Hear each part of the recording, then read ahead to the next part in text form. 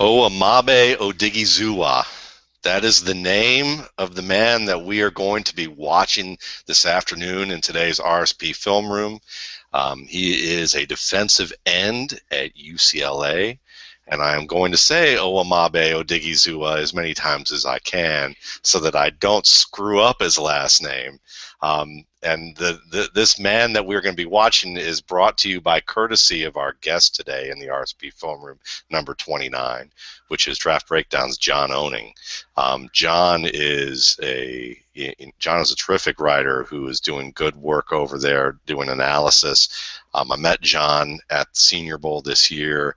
And he's someone that I definitely think that you guys should be taking a look at his work and keeping an eye on him. So without any further ado, John, welcome to the show. And if you could tell us a little bit about how you got interested in all this, and particularly these big fellas, because you seem to really gravitate towards a lot of the trench work. Yeah, just like anybody, I played a little bit of high school football, played like my freshman year, and then I got a couple knee surgeries that got me out. And then what really got me into trench play was I do a lot of, my main passion right now is my way I pay the bills is Brazilian Jiu-Jitsu. I teach Brazilian Jiu-Jitsu. And I find a lot of parallels between Jiu-Jitsu and the trench play. The inner workings between offense and defensive line and how they clash with each other is very similar to how people in Jiu-Jitsu clash against each other in matches. So it's really, I feel like it's been a seamless transition into evaluating offense and defensive linemen and stuff. And, I've always been a football fan, always been a huge fan of the draft since I was in 8th grade. Always would stay up, watch every single round, even like the 5th, 6th, 7th rounds, and watch the combine, watch the Senior Bowl as much as I can. And then when I graduated from college in May, when you graduate, you got to find your niche somewhere. And I thought I'll just first go for something that's a passion of mine, football. Draft. So that's when I jumped on with Bleacher Report, started writing about the Cowboys, and then from there it's just grown. I've done work with Football Insiders, been lucky enough to join Draft Breakdown and the great team over there, and I'm just trying to grow my brand, trying to learn it as much as possible, gain as much knowledge as I can, and just slowly build.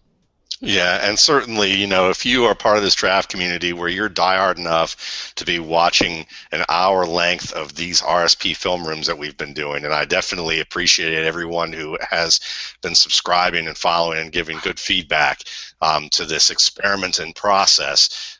John is one of your people. John is one of those guys that, he's going to watch somebody and he's going to tell you, I enjoyed Sigmund Bloom and I were talking about you yesterday because I was telling him that I was hoping to have you on, at some point, and Bloom was like, yeah, he goes, I like that John just, writes an article and first thing he says is, I just really enjoyed watching this player. I mean, it's just, you just see the joy that kind of comes through with, analyzing the game, and I think for most of you who are, subscribing or have watched the RSP Film Room, I don't need to tell you any of this, but if you're new to the RSP Film Room, this is an experiment in process of two guys watching film together, just commenting about the position, the techniques, the concepts, and what it is that we look for and try to project to the NFL. I didn't really start this as a money-making venture. Really, it's just more of an educational, networking, opportunity for me, for the rest of the draft community, and for you, the viewer. So we're not giving you, the essential, definitive breakdown of this one player based on one game. We're just giving you what we see based on what's going on the field, and trying to project that as if this was what we would see in repeated tape, unless we have context of additional tapes on there. So, I've definitely welcome comments on the RSP Film Room. No comments on my look. This is what happens when you watch lots of tape for a long period of time without break and about 4 hours of sleep a night. So that's kind of where I'm at right now. The better looking guy's over there, yeah, the one laughing at us. So he's actually got to teach people. So I can be a hermit for a couple of weeks at a time and then have to clean up, So that's kind of what's going down right now. Yeah. So I mean, comments, all that kind of stuff, that's all great. But this is something that's kind of evolving. Over the year, and at the end of the year, I'll take a look at the RSP Film Room and see how that I can do things to either make it better, improve the experience, that kind of thing, short of me taking broadcast classes and not dragging this thing on. So without further ado, we are going to look at this gentleman here from UCLA, and after my rambling, I can't remember how to pronounce his name. So, John, can you tell me a little bit about our man and why you want to view him today? Owamagbe Odighizuwa. He's another guy that he's just fun to watch. He's a guy that's fundamentally sound. You know, he does all the little things right. He gets the process right to allows you to get the results. So he knows how to use his hands. He knows how to play with leverage. He knows how to use his length, create separation, strength. He has athleticism, straight line.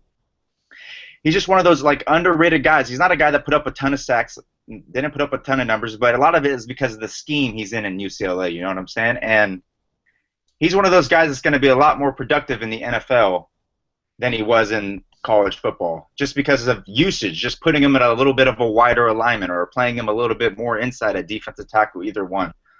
Sweet. And he's just really fun. Sweet. Well, then that's what we're going to do. We're going to check out this Virginia game. And John, can you see the screen and see that we've got Odighizuwa on here? Yes, sir. All right, then we are going to go ahead and get this rolling. I'm going to put this in halftime to start with, and that way we can just have a chance to. We're going to talk through it and talk about what we see. Perfect. And right off the bat, I mean, you like the fact that he's, this is disciplined play. He's kind of pinching the inside here, but still maintaining that outside gap just in case that they do use that quarterback keeper there. And one good thing you see there is that you always see with Odighizuwa is he rolls his hips through contact. That allows him to play with a lot of leverage. Allows him to be stout at the point of attack. And even though this is kind of like a H-back, fullback type, he does it against the offensive line a lot, and it's really good to see. It's a good indicator, first play. Absolutely, and one of the things that's nice is when you watch these RSP film rooms, you start to see an overall theme where technique is translatable from one side of the line to the other side of the line. So just as maybe you would watch a Lance Zierlein guest show about rolling the hips as Brandon Scherf, and how that it stems with really having your feet on the ground, having your knees and hips bent, and getting that contact where your feet are on the ground. Because when your feet are on the ground, then you can really utilize that lower body strength to roll into it, just like you saw there. And look where those hands are. That's perfect hand usage, right in the breastplate, inside. Inside hands win from the defensive line. You don't want to grab. You want to get inside the blocker's hands, which is also a really good indicator. Yeah, it's a great point. And just watch him he should lift a man he has this type of size advantage off the ground a little bit. And you see it happen right there. He just moves him inside, just like he picked up a waste paper basket.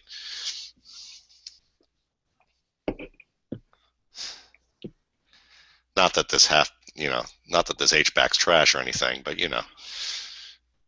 Yeah.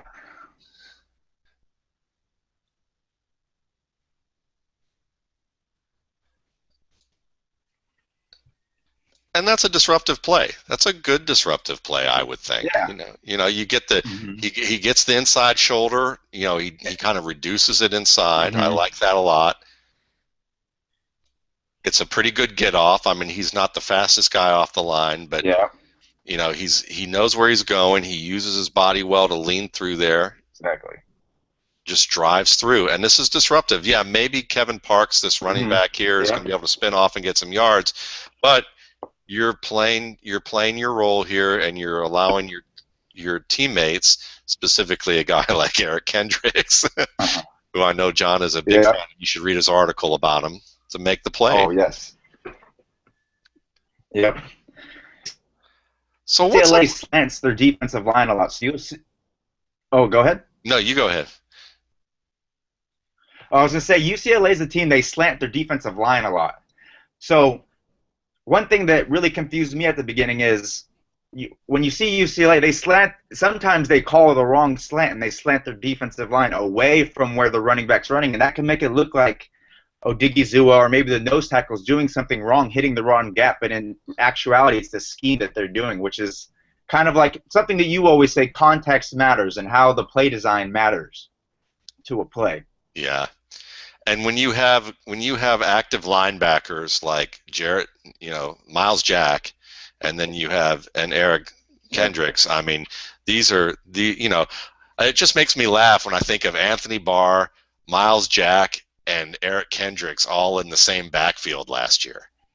I mean, Oh yeah. that's a killer combination of linebackers right there when we think about it in this That context. could be a good NFL linebacking group right there. Absolutely. So when you have active linebackers who are able to make, run to the ball and make plays like this, it does add that context to what it is that the line is doing to set them up.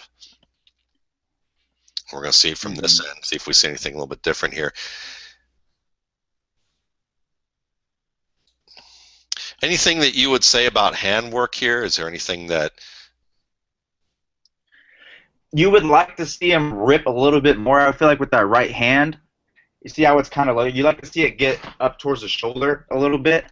And I'd like to see him with that left leg after he takes a step with the right to get a little bit of a post so he could withstand the push a little bit. But like you said, he probably thinks he's probably trying to flow and get that tackle and not focus on, coming to balance kind of the type of thing like a linebacker would do. You see yeah, how his base gets a little bit narrow right there and he can get off balance? yeah, You'd like to see a little bit of a wider base, but it's a good really point. nitpicking. Yeah, and within this play, it looks like he almost steps on the foot of this of the in the trash here, so he really didn't have a chance to get much in Oh, the yeah, base true. either.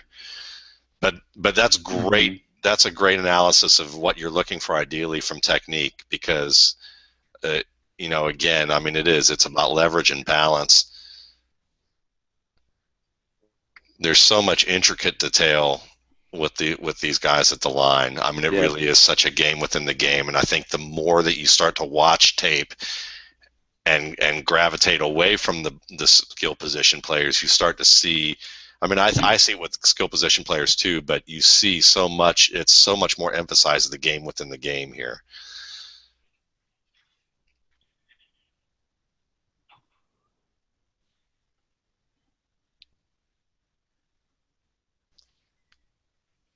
What I like is the hustle on this play. I mean, he's not Yeah. like he hustles and kind of lets up a little bit and then realizes that it's maybe he actually is within the realm of the play, but I like that Mm-hmm. he immediately works downfield. You can't, somebody Yeah. might look at this, and I mean, this is something that's always fun because I I think that if you are watching tape like this, you are a nitpicking personality. It's the truth. I'm a nitpicking Uh-huh. personality. I think we all have a little bit of a nitpicker in us on some level. So don't take that as an Yeah. insult to anybody. But I would say this, you're going to notice things. You're probably good at noticing things wrong on your day job. You're probably good at noticing lots of details. And I think that this is one of those situations where it's easy that when you're first learning, you can look at it and say, oh, well, he's not really hustling here. He's just started to jog. But you got to remember, he hustled to get to that Mm-hmm. position, and he's reading the play just like everyone Yeah. else, thinking that he's out of it.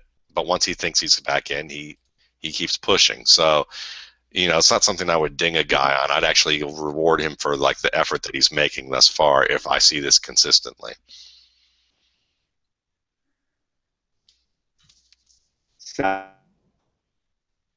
Man use his left hand to create separation so he could get off the block and come back inside or outside depending on what the running back did. That was nice. Okay, let's watch that again. Fundamentally good play right there. Yeah. That whole one-arm technique, it seems to be a very very, very useful technique on either side of the line. Mm-hmm. Especially for the edge, the defensive ends, kind of like 3-4 outside linebackers, because they got to set that edge. They got to be able to keep their width so running back can't bounce outside. So they got to keep their outside arm free just in case so they can make the tackle and be able to disengage and get back inside. And the thing that I've seen is the best way to do that is with that one arm technique, so you can stay free, kind of play the half man type of situation. That makes sense.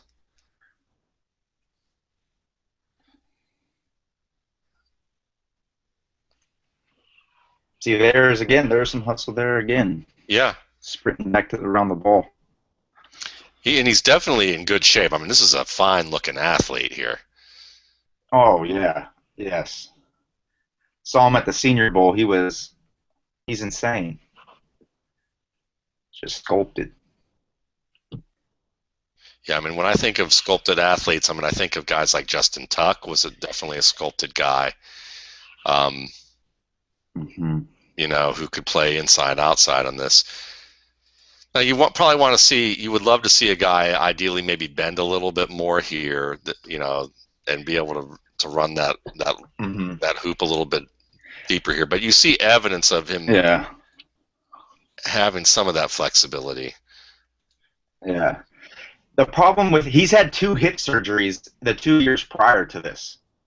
So It's something you see that stiffness around the edge. I would say that's his biggest weakness, is that he has pretty stiff hips because he's had 2 major hip surgeries before his senior year. Wow. Well, that adds a lot of context to it for sure, because you see this one step with the right leg, you're going to see it, let's see, right here. This step here, you want to see it a little bit wider. You want to see it a little bit deeper, I would think. Yeah. And he just can't dig in like that and then bring it around. But the strength, you still see the strength in that's why a lot of that's why a lot of people think he's the guy that on sub packages you could put down inside and in a position on like nickel and stuff, because he has the quickness, he has the power, he has the hand usage, but he just lacks that bend around the edge to win with speed consistently. That makes sense.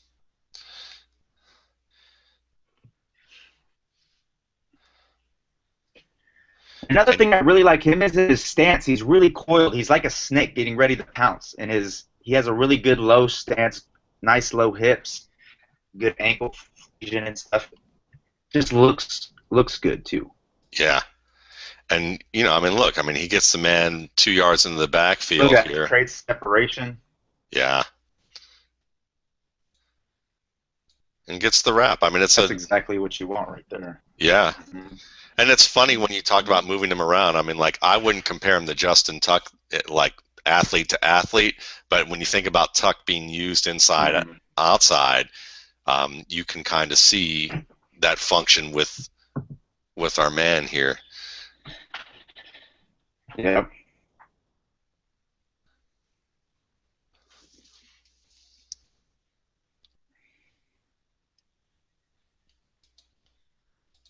See, even that's not bad at all. I mean, I know that. I mean, I like this move. I mean, you know, as a spin goes, getting that arm out there, he shows some quickness, and look at the strength to kind of bounce off of this. You know, because a lot of guys probably get hit in the leg right here and they fold. And the thing was, it looked like it was a stunt, like he was stunting inside with that spin, because if you watch the defensive tackle, he kind of loops around. Yeah.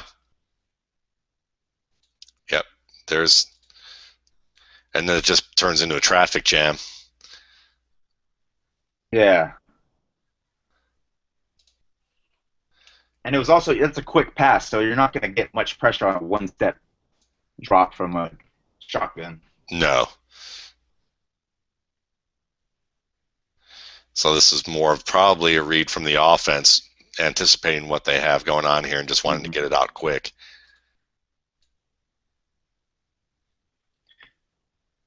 Reading that off coverage from the corner. Yeah.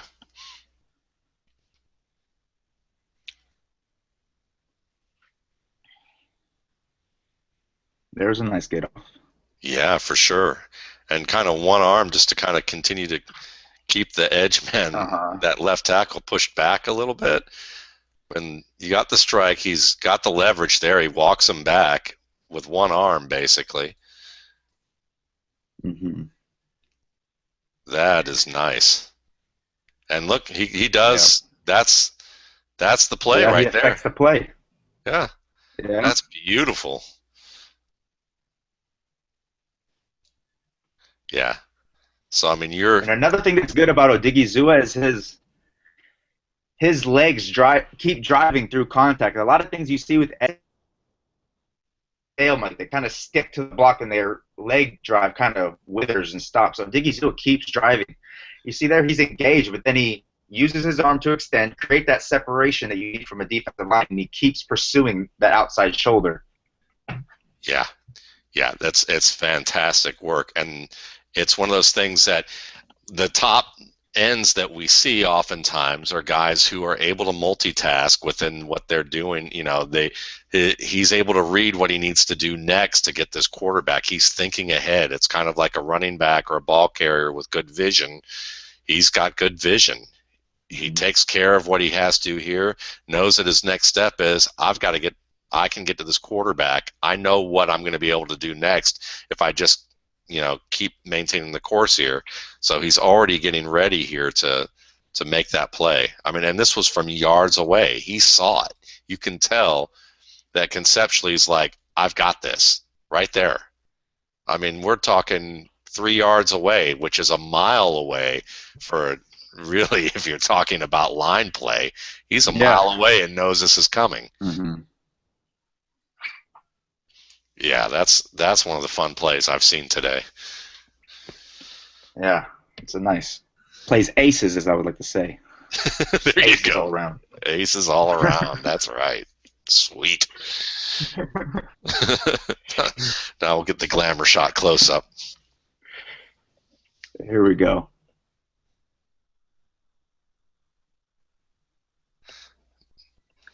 Look at that.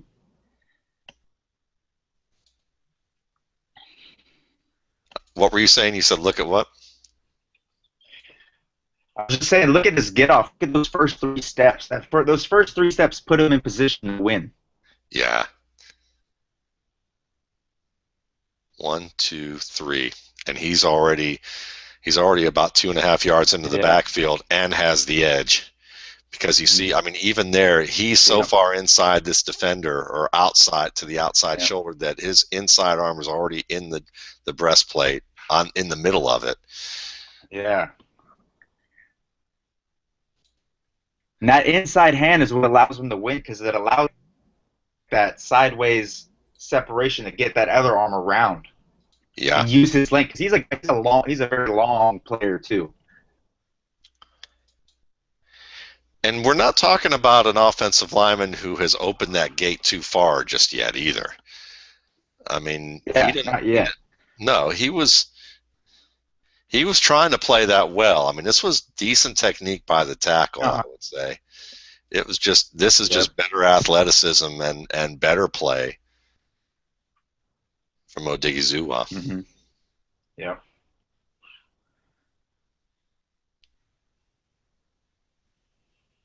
Yeah, good choice. I like this guy. This is fun. Yeah, he's fun.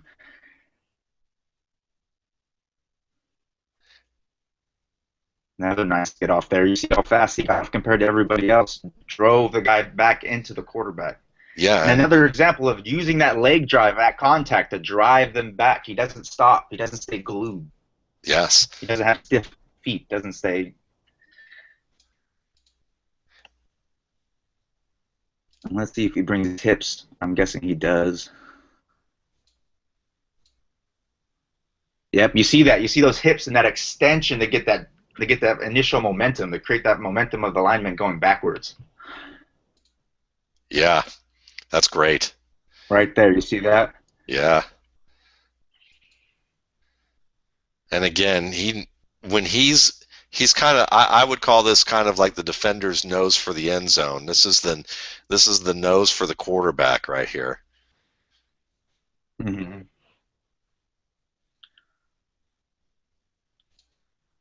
I mean, the pressure and then just that added bit to just say, look, I'm going to ensure that you are not going to hit this pass. Doesn't let the quarterback step through the pass, too, which disruption is production, as Josh Norris would like to say. That's right. Our buddy. Yeah. And see, look, he short hops the ball. That's a direct result of what Odighizuwa did. Yeah. And the get off is just great. And what's funny is, like, you can tell, I mean, the tackle's a little antsy from that last, play. Yeah, huh. leans back. I mean, this was early. Yeah, that could have been a false start even. Yeah, yeah. So really, yep. That they could have called that. But Hmm. man, does he handles him like a blocking sled right there. Yeah. Very nice.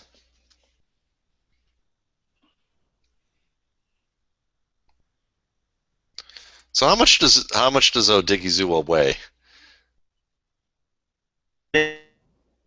In today at like 267.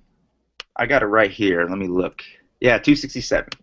Yeah, so Wait, he is yeah 6'3", 267, 33 and three-quarter inch arms and 11-inch hands. wow, that's monstrous. So he's got like those prototypical measurements that you want for like a defensive end. Exactly what you want.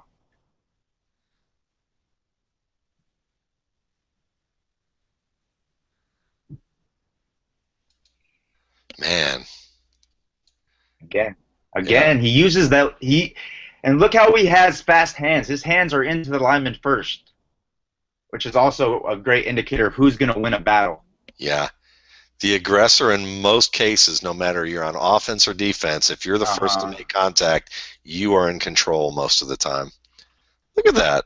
Yeah. Very close. And another thing that's great, you see him get his hands up. You see him get his hands up. That's a great thing to see. Like the game's kind of like slowed down for him. He has enough recognition to put the hands up mid-rush Yeah, as he's moving, which is yeah, nice to see. It's kind of like when a linebacker rips out a ball carrier when he's tackling.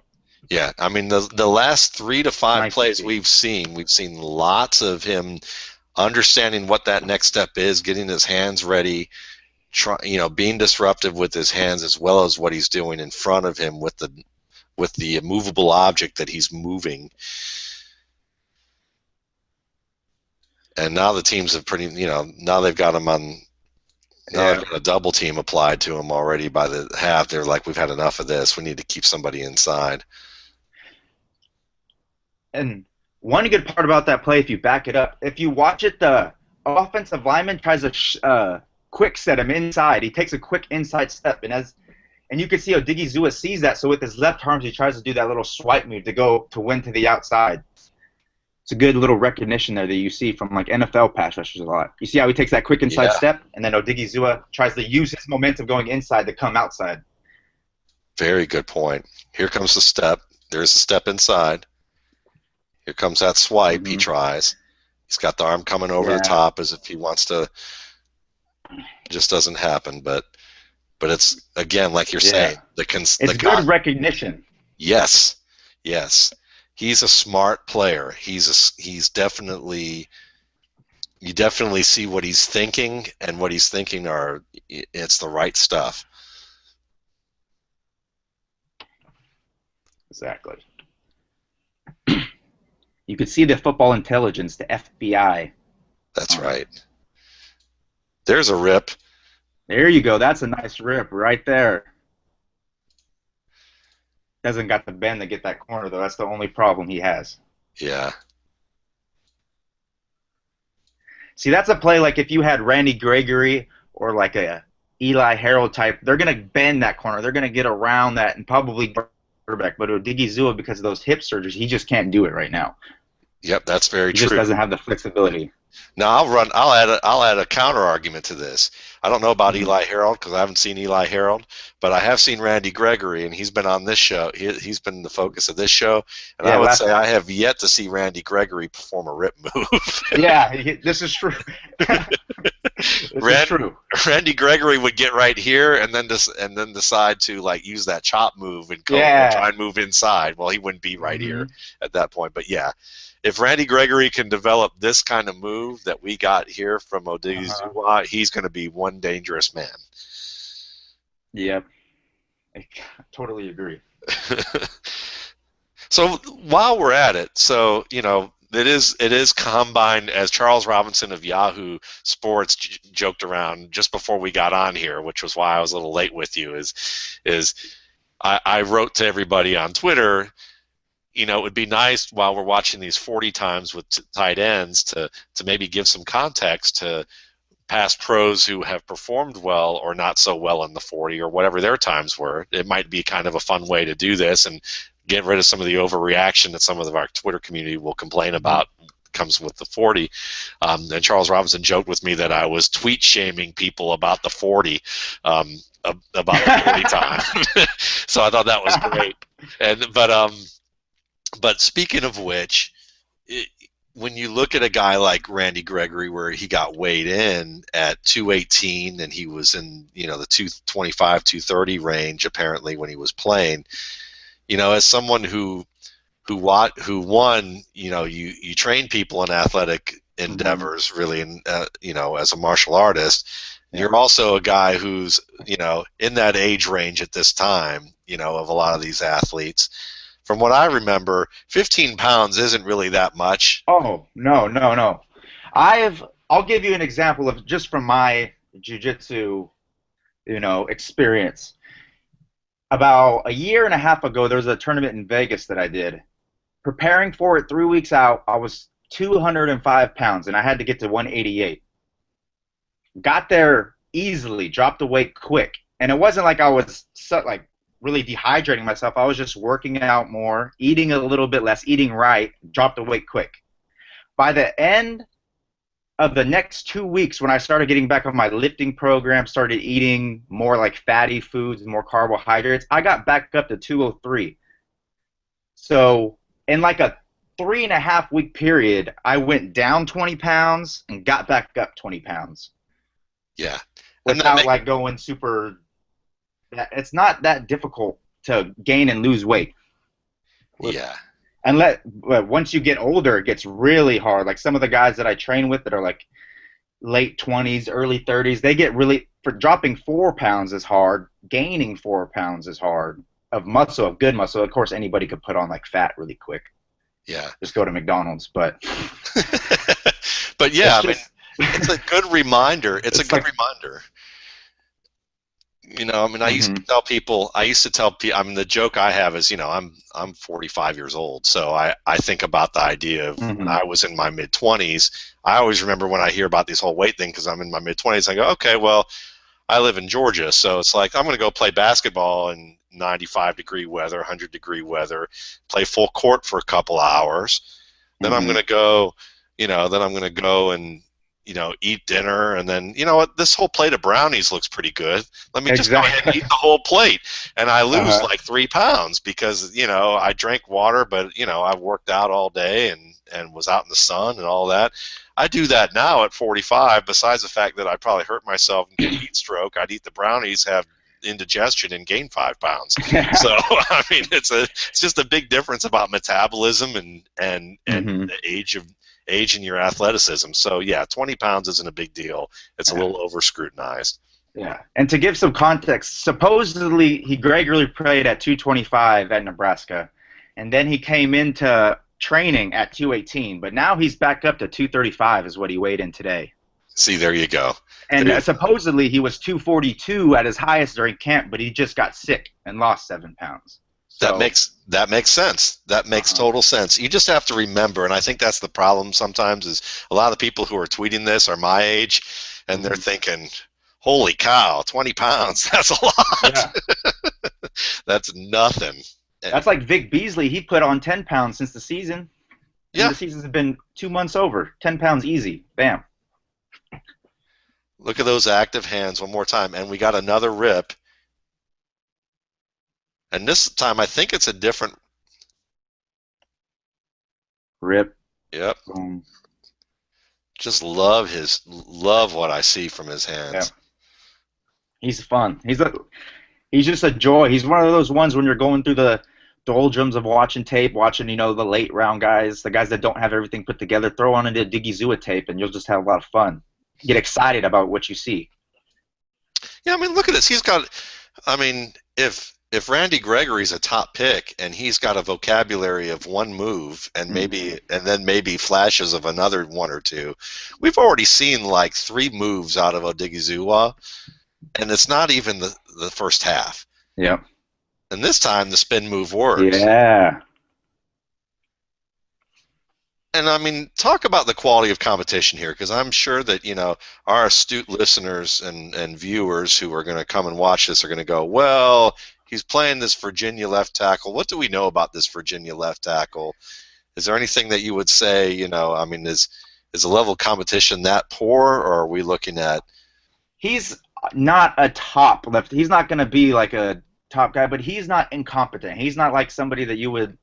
He's not terrible. You don't see that's not terrible technique there. He doesn't step in with his doesn't take that power step as much as you would like versus the inside move. But he gets into his sets pretty well. He doesn't open the gate too much. He has his hands are okay hands, not great hands. He kind of grabs a little bit. But it's not terrible competition. It's not so bad that you would discount what Odighizuwa is doing. I would say it's more Odighizuwa is doing really good than the Virginia tackle's doing really bad. Yeah, I mean, I definitely think so. And look at the weight of his hands when he comes off this spin. Mm-hmm. You're going to see, watch the impact right here when he hits. This is what I always like about a good spin move, is it's also a power move. Yep. Boom. Boom. The elbow hits the back, then you see the hand. Then you see that hand move him aside a little bit. Strike, push off. And the point you made about watching the left tackle for a little bit is a good point. It's a good point that Dan Hatmans has always brought up to me, is anytime you're watching a player, take a couple minutes to evaluate who he's going against, what the level of competition is. Yes. It's very important to be able to establish a baseline of the player, what his level of talent is, how good he is as a player. And you can't really establish that unless you know the talent of the opposition he's going against. Yeah. And if you're someone who's interested in learning more, and I definitely would recommend. I think I'm glad you brought up Dan. Certainly check out Dan's work on Twitter. In the Scouting Academy, I know that he's trying to bring that. That he's doing some work with that and bringing that into play. He's a former NFL scout. So I actually did the Scouting Academy. It was a really great experience. I would recommend it to anybody. Sweet. So tell us, talk a little bit more about that. So the Scouting Academy, it's probably one of the best things I ever did for evaluating talent. You can watch as much film as you can, but without since I don't have the 10, 15, 20 years of watching film like others might have, like you have or somebody else. So I needed some help, some finer tuning, somebody to give me glasses so I can have 20/20 vision on what I'm seeing a little bit, point out the finer points, And in the academy, he brings in such great guest speakers. You have guys like Wade Phillips telling you about what to look for in a defensive end, outside linebacker, which is fantastic. Louis Riddick, who is incredibly intelligent, very astute at what he's seeing. You got guys like Ken Flagel, just amazing guest speakers that help you. And then Dan, he's with you the whole step of the way. He's giving you pointers. He's always challenging you to get a little bit better, always giving you those little tips that make it click in your mind. They're like, oh, that's how it works. That's what I'm looking for. And I just can't. I'm indebted to Dan and the team for everything they've done. He's helped me out so much. He's gone above and beyond what I think he had to do of me just signing up for the program. Even though I'm not even enrolled in this semester of Scouting Academy, he's still, emailing me, DMing me on Twitter, giving me feedback on my articles, what I'm seeing. If I send him a scouting report, he'll give me feedback in a couple days, which is fantastic. That's nice. That's really nice. Yeah, I would recommend to anybody, if anybody on draft Twitter, anybody's looking, they feel like they need some help or they want to get better at evaluating talent and even writing reports about talent like a scout would, I would join the Scouting Academy. Really great value for everything. Excellent. So there you have it, guys. Everything that goes into it. There you have it, a ringing endorsement right there. So very good. Excellent. And hopefully we'll have Dan on at some point too, because I know that Dan has been in touch as well, and certainly, I'm looking forward to that one. Okay, good. And the biggest thing you'll learn at Scouting Academy is context matters, like the type of thing like looking at the play design, like you said in numerous articles, looking at the other offensive tackle, evaluating the context of each play, of what is the situation on third down, obvious passing situation, obvious running position, where is he lined up, all these different types of aspects. He helps you get an eye for it, and it really helps provide context and get a fuller evaluation of each player, more well-rounded. Nice. There's Well, that extension, that arm length again. yeah, arm length, good strength. I mean, Yeah. you're looking at him lift Look at that. that. Brings the hips through again. Yeah, I just I just love, as like in jiu-jitsu, hips are extremely important.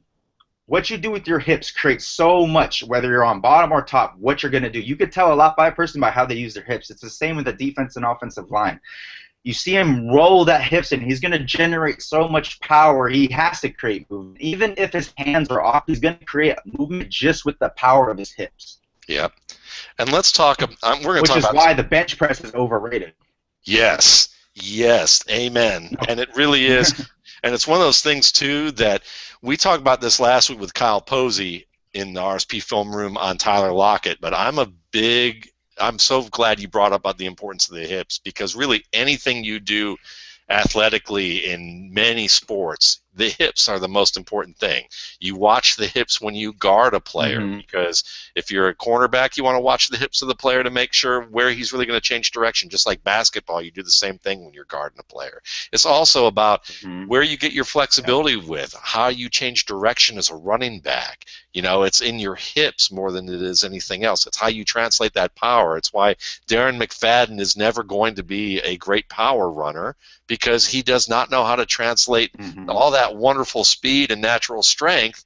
He just doesn't have that bend or flexibility in his running style. But you can watch a guy like Duke Johnson, who I know you've watched, and who's undersized, quote unquote, but he knows how to use his hips, and he's gonna fight and get yards because he can bend his hips. Exactly. And it's just like when you're tracking the ball carrier as a linebacker, you want to track the hips. Look where the hips. The hips tell you what he's going to do. The feet can be deceitful, the head can be deceitful, the shoulders can be deceitful, but the hips, you follow the hips, you know where the player is going to go. Yep. That is ground zero for a man right there. You know, this whole area. And watch, well, the other thing that's great about this, and when you talk about, we'll refer to Josh Norris again, we've probably quoted everybody that we can possibly find on Draft Twitter today. This has been great. Yeah, I know. It's awesome, but that's what this community is about. That's what I love about this community. So when Charles Robinson at Yahoo jokes around that he wants to see a bunch of like draft Twitter and like draft analysts fighting at the combine because he's seen, you know, hairspray guys and media and agents and quote unquote hacks, as he said, fight each other. You're not going to find that really on draft Twitter. We disagree all the time. That's just part of our code. And also, there is a community. We all learn from each other. So you're going to see this thing, you know, here where you watch him lift up, and it's disruption is production, as Josh Norris says. Right here, you've just cut the pocket in half of what this quarterback is expecting to have some sort of feels for. So even if it doesn't work out, the quarterback's able to get the ball off, and maybe this even turns into a touchdown. I don't know from what we see here. Yeah, we see a catch, at least a long play. Odighizuwa did his part there. Yeah.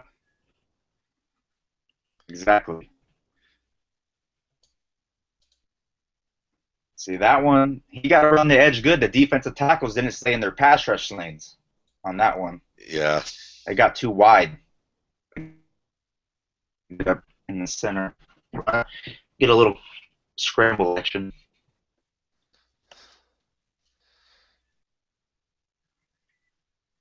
Bad pursuit angle by Jack right there. Yeah, and he came up limping.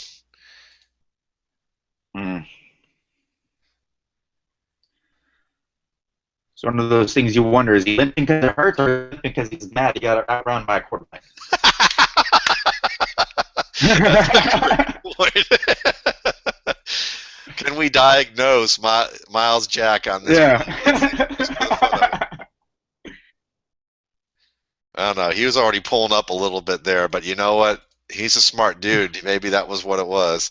Because look, he's fine. He's fine. The quarterback gets the edge. Up. Slow down. Wait. Yeah. That dang ankle. I need it retaped. I need it retaped. Let's get that tape. I told you the tape was wrong. I told you guys. I tried to tell you.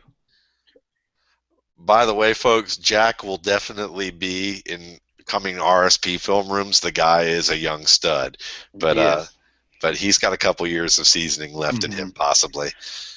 Here's a good move by Odighizuwa. in the past, as we saw 2 or 3 pass rushes, he got pushed by the pocket because he didn't have the ability to bend. So here he gets to the apex of the pocket and he realizes he's not going to get there. So he tries to spin inside. He doesn't get there, but it's good awareness to know I'm not going to get that edge. Maybe try to spin inside and maybe affect it that way. Yes, perfect, perfect. And now to get to the R section of our referrals of name dropping, Ryan Riddle has talked about this fact too, about not overrunning that loop and just going Yep. outside, because so many players will just like give up by going this far outside, and you don't see that. Again, just all these small points with Odighizuwa where he is truly thinking within the context of what's going on and trying to do whatever he can to disrupt a play. Exactly.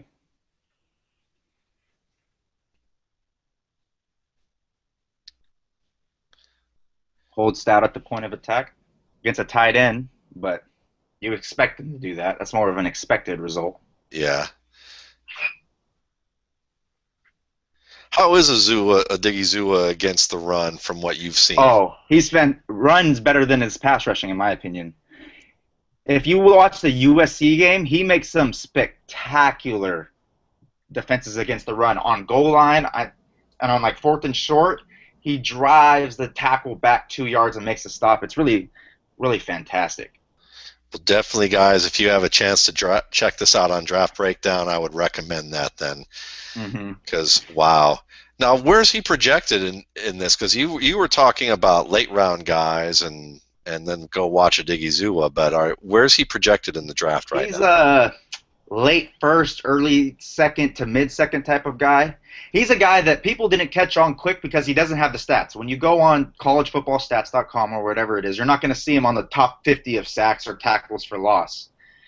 But he's a guy that people are coming around to, and I think that he should go a lot higher than a lot. Like for my own personal rankings, I have him as my number 3 edge player, which is higher than most people. Yeah, I don't blame you.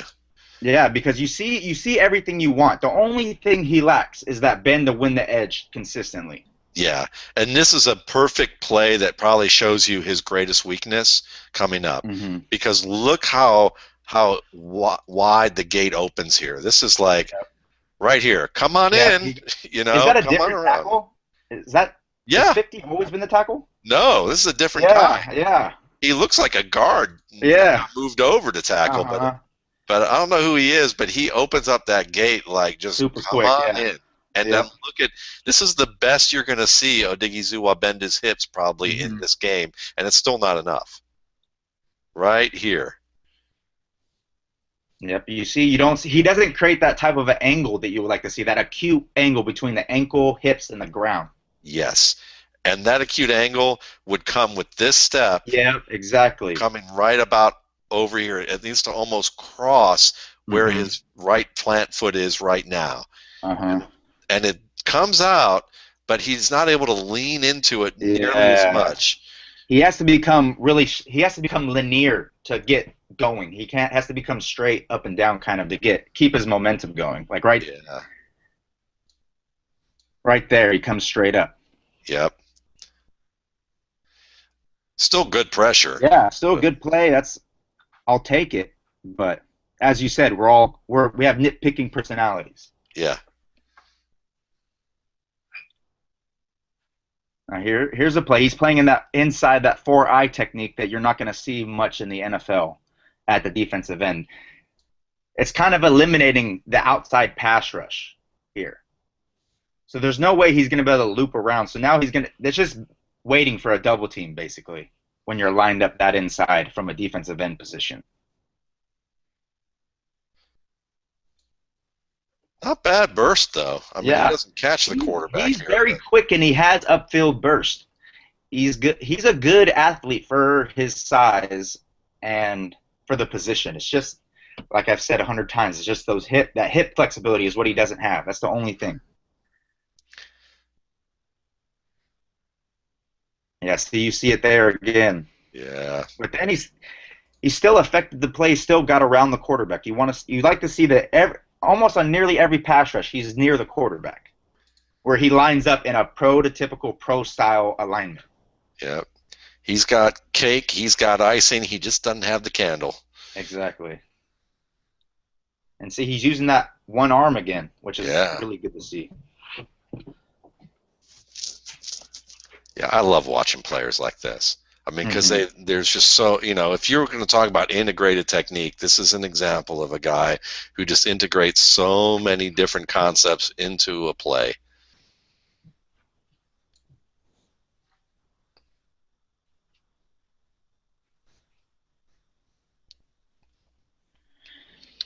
What should be fun about this game too in this opener is I believe that Virginia, this is a close game till the end, so it'll be fun to see what Odighizuwa Hmm. does to help impact that.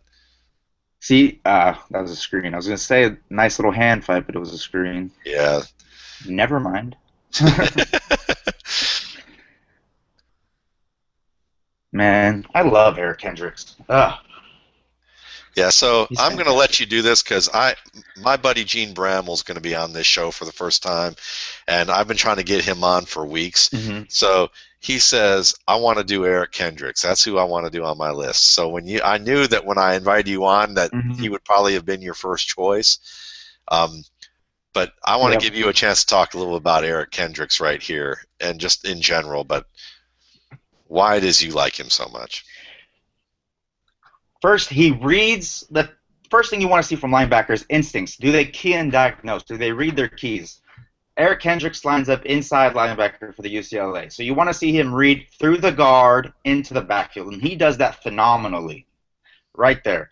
He keys and diagnoses better than anybody else I've seen in a class, better than Dawson, better than Perryman, better than McKinney. He knows, and he's a guy, he's not overly athletic, but he plays so fast because his ability to key and diagnose quickly so fast allows him to get to the play quicker than others. Takes no false steps, really great in underneath coverage, can cover running backs out of the backfield, can cover tight ends. He's just, and he's extremely disciplined, a very disciplined player. He's going to do what you want. He doesn't freelance too much. He's inside of his responsibility, and then when the plays go outside his responsibility, he can make the play because of his incredible play speed, ability to key and diagnose, instincts, all that great stuff. Yeah. Ability to process information quickly. He's a fundamental tackler. Sometimes he drops his eyes a little bit when making tackles, but he comes to balance in space, which is incredible. He's the best open field tackler I've seen too.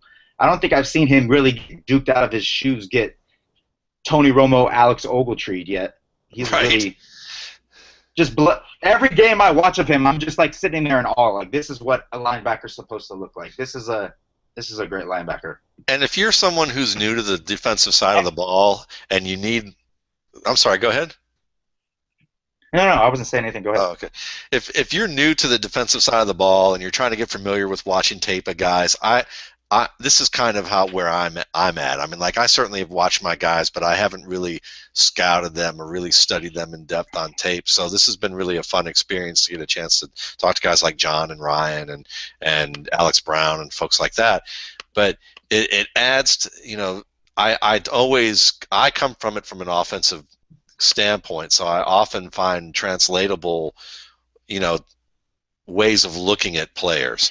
And I find that it's a nice little shorthand is like because of what I value in quarterbacks, I often value certain things the same thing with a tight end. And I was talking about this earlier today in Football Outsiders when I referenced John's article is when it comes to diagnosis, one thing you don't want to see too much of from a linebacker is him moving too much, taking too many false steps away from where the direction of the play is going. Mm-hmm. But you're going to see guys who are, a guy like Ray Lewis, you'd often see him, he already knows what's going on so much that he would be perfectly still when he saw what was going to happen, then he would move and he would just explode into the play at his best. Doesn't mean that he was Mm-hmm. always that way. But what I love is a lot of times I think diagnostic steps with a linebacker is a lot like quarterbacks manipulating a pocket. You want Yeah. always for them to be where that their feet are below their below their shoulders and their hips, so that their body's always under their feet Mm-hmm. when they're moving. And then when they adjust, the steps that they take are smaller steps, just like what Kendricks does here. And then he's in control all the time to be able to figure out what's going on and change direction. It's just kind of sliding around in Yes. that pocket. For him, it's sliding around in the defensive backfield. The Uh-huh. defensive backfield is your own pocket, and your defensive tackles are oftentimes trying to keep you clean so that you can move and react. So, I mean, there's a lot of And parallels. it's such an important. Yeah, keep going, keep going. I'll No, finish when you're there's a done. lot of parallels with between offensive and defensive players. It may not be a direct parallel. You can take running back, wide receiver, and some offensive line play and combine it, and you've got linebacker play. So that's a Hmm. lot of things that go on there. But go ahead. What were you going to say? I was gonna say, like, there's thing you're saying, those tiny details that allow him to change the direction quickly and allow him to make tackles under balance. That's the thing you don't see a lot with linebackers in the NFL. Is in open spaces. How many times have we seen guys like Tom Brady or Tony Romo just take one side step to the right and go left, just a tiny little juke move, and linebackers are falling over themselves because they're not coming to balance in space. You see that so often in the NFL. And it's something that's really, I feel like, maybe undervalued, something that's not used as much, and it's something that Kendricks does well. He stays in balance with his feet under his hips, under his armpits, and he can change. He can go wherever the quarterback's going to go. He tracks that hip, like we talked about earlier. Tracks those hips so he doesn't get made the fool. He's not going to be on the highlight of SportsCenter for being juked out of his shoes by a 5'8" 40 and can't change direction very well. Right. Cool. Well, that was our Eric Kendricks fan club moment for the both of us. We're gonna get back to Owa here, though Kendricks makes this play. That was a good job of Odighizuwa of shrinking the gap, shrinking the Yes. hole. Look, he gets really outside and then he shrinks it in. That looks like a huge hole. Like if you took a snapshot, they'd be like, "Look at the huge hole that he has." But Odighizuwa comes in, shrinks it in, and allows Kendricks to get in there and make the play. Yeah, I mean, look at that. This hole right now, you could probably drive a minibus through. He shrinks that to Mm-hmm. a Volkswagen Bug within the span of, a Yep. couple of steps. And then that's it. I mean, this is a nice second effort by the running back here. Yeah. Tough little run, but overall, he made that play a little more difficult for the running back. There you see that. See Yeah. that push, those hips, that length, quick hands. Something we see on nearly every play from Odighizuwa. You see how quick his hands were to get into the offensive lineman? Yes. He doesn't wait, which is good. He goes. And look at Aggressive. and in context with Yep. everybody else on the line, there's one other guy who's engaged, and it's an edge player. It's a Mm-hmm. cornerback. So when you have a corner, when you're looking at the line of scrimmage, I mean, this is just kind of a fun little thing, but looking at the line of scrimmage, and if everyone's getting off without getting too slow off here, when the two guys who are engaged first into the body were the cornerback Yeah. and your defensive end, your defensive end's pretty quick. Mm-hmm.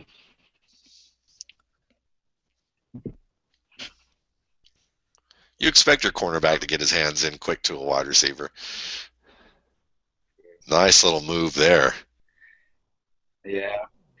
There's another snapshot of why people think Odighizuwa will succeed inside and for that quick inside move, the quick hand fight to get past the guard and into the backfield. Absolutely. Nice get off there. Yeah. Walks him back inside. That was nice right there. Yeah.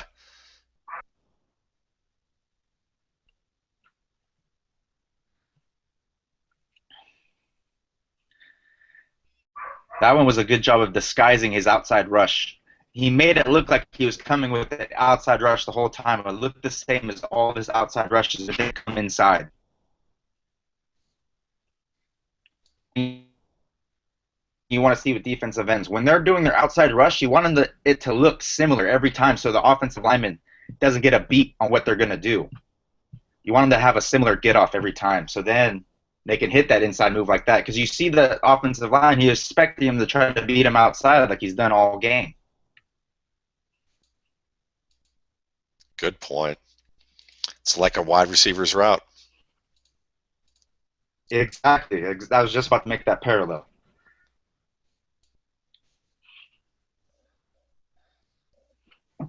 Good point. Good point. All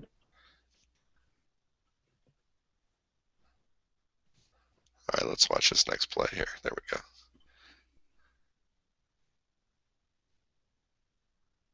Another good get off.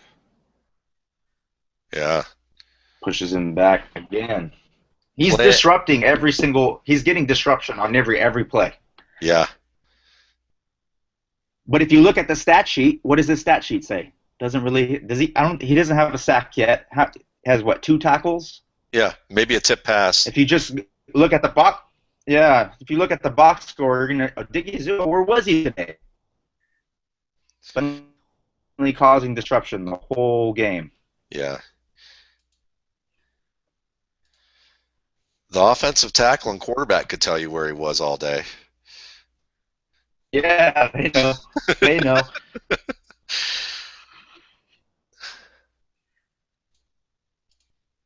Those wide receivers who are not getting good looks could tell you where he was all day. This is going to be interesting, seeing him stand up from a 2-point.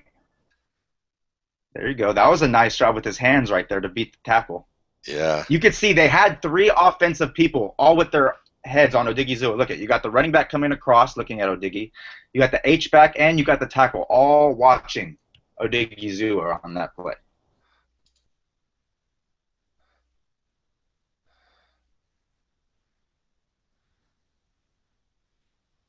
Wow. See my wife's country, okay? So like she's the joke is that like in my wife's family, like that they just make up names for people. Like you have a name on your birth certificate, it doesn't matter. In your family you're gonna be called something else. So like my wife's name is Alicia, but everyone in her family calls her Mickey. When I call her Alicia, everybody looks at me like, who are you talking about? Like they it doesn't register for a split second that I'm talking about Mickey, you know? So Odighizuwa, I have a feeling if my wife saw Odighizuwa, she'd just call him Godzilla. She would, she would look at him wreaking havoc on this tall building over here, and then like the little tank and the little bus coming here to try and help out, and she'd just start calling him Godzilla. So, really developed hands, as you can see. He has like a graduate level of hand usage, as you can see on that play with his offhand, how he pushes the arm by. Yeah. Kind of like what Riddle was talking about with Randy Greger, how he uses that hand to keep it by and be able to come back and reset his hands. Yes. It's really nice. I mean, every little facet here. And you see it right there with that right hand. Yes. Yes, with that right hand coming off the shoulder. And when he does hit, I mean, look at his body position. Again, the hips. He's got his body under him. He's not striking and flailing with his hands at all. His hands are in control here. His body's in control when he's doing that. Exactly.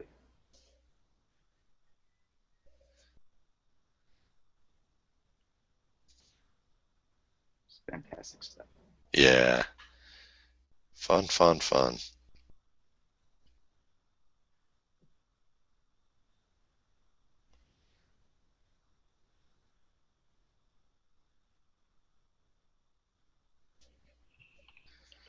So where would you like to see that play? I was going to say, where'd you like to see Odighizuwa in the draft? Like, what teams would you love to see him go to? I'd like to see him with a 4-3. I'd like to see him utilize like Tuck's utilized, like you said. Play that left defensive end for first, second down, nickel packages, move him inside the nickel. So you got teams like the Dallas Cowboys he would fit well with. Teams like even the Giants are picking really early, so they're not going to get him. But a team like the Giants that are going to play, maybe even a team like the Lions. Yeah. Those type of teams. Maybe like the Vikings would be a good team. Those similar type of teams. I don't see. Some people think he's like a 5 technique and a 3-4, and I think you're really I'd like to see him one gap. I don't want to see him two gap as much. I think that limits his effectiveness to really disrupt plays. There's a Gotcha. one gap, left defensive end, and a 4-3. Move down the under tackle 3 technique and nickel. Nice. Nice. Well, this was definitely one of my favorite shows I've gotten a chance to do. I enjoyed watching Odighizuwa a good bit, and I thought, John, your analysis was terrific, just to be able to talk about the different hand points and leverage. Yeah, it was great. I think a lot of people are going to get a lot out of this. So we're going to end this here for everybody. If you have any feedback that you would like to provide, you can always go to the comments in YouTube, or you can email me at mattwaldmanrsp.com or mattwaldmanrsp@gmail.com. That's my email address that you can contact me there. And for John Owen, for Owamagbe Odighizuwa, and for myself, thanks again for watching. Have a good weekend.